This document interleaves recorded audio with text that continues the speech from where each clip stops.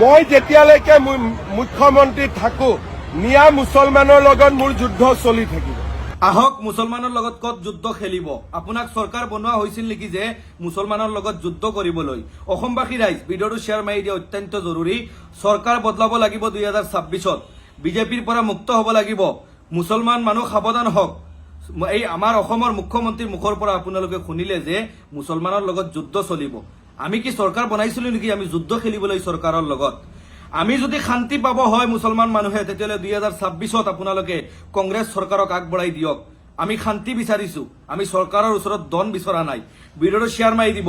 অসম চৰকাৰৰ মুখৰ পৰা ওলালে মিয়া মুছলমানৰ লগত যুদ্ধ কৰাৰ কথা। আমি চৰকাৰ বনাইছিলো নেকি যুদ্ধ খেলিবলৈ? মুছলমান মানুহ সাৱধান হওক। বিজেপিৰ পৰা মুক্ত হওক। 2026ত কংগ্ৰেছ চৰকাৰক আগবঢ়াই দিয়ক। আমাৰ কথা কোৱাৰ অথৰিটি আছে। যোনজন চৰকাৰে মুছলমানৰ মানুহক দেখিব নোৱাৰে সেই চৰকাৰৰ বিৰোধ কৰাৰ আমাৰ অথৰিটি আছে। ভিডিঅ'টো শ্বেয়াৰ মাৰি দিব অত্যন্ত জৰুৰী, কিয়নো অসমৰ মুছলমান সাৱধান হ'ব লাগিব। মুছলমান যদিও বিজেপি চৰকাৰৰ লগত আছে তেতিয়াহ'লে সাৱধান হৈ ওলাই আহিব লাগিব আৰু কংগ্ৰেছ চৰকাৰক আগবঢ়াই দিবই লাগিব। আমি যদি অসমত শান্তি পাব হয় তেতিয়াহ'লে কংগ্ৰেছ চৰকাৰক আগবঢ়াই দিব লাগিব। আমি শান্তি পাবই লাগিব। আমি শান্তি বিচাৰিলে কংগ্ৰেছ চৰকাৰক আনিবই লাগিব। কংগ্ৰেছ চৰকাৰক আগবঢ়াই দিয়ক। অসমবাসী ৰাইজ আমি অনুৰোধ কৰিম। আমি চৰকাৰৰ অত্যাচাৰ সহ্য কৰিব নোৱাৰা হ'ল। যদিও মুছলমানৰ লগত যদি কিবা কৰাৰ মন আছে, যদি আছে তেতিয়াহ'লে মুছলমানৰ লগত আহক কৰক, অসুবিধা নাই। মুছলমানে যুদ্ধ কৰিব যদি মুছলমানৰ লগত যুদ্ধ কৰাৰ প্লান আছে। মুছলমানে ভয় কৰা মানুহ নহয়, মুছলমানে যুদ্ধ কৰিব পাৰিব।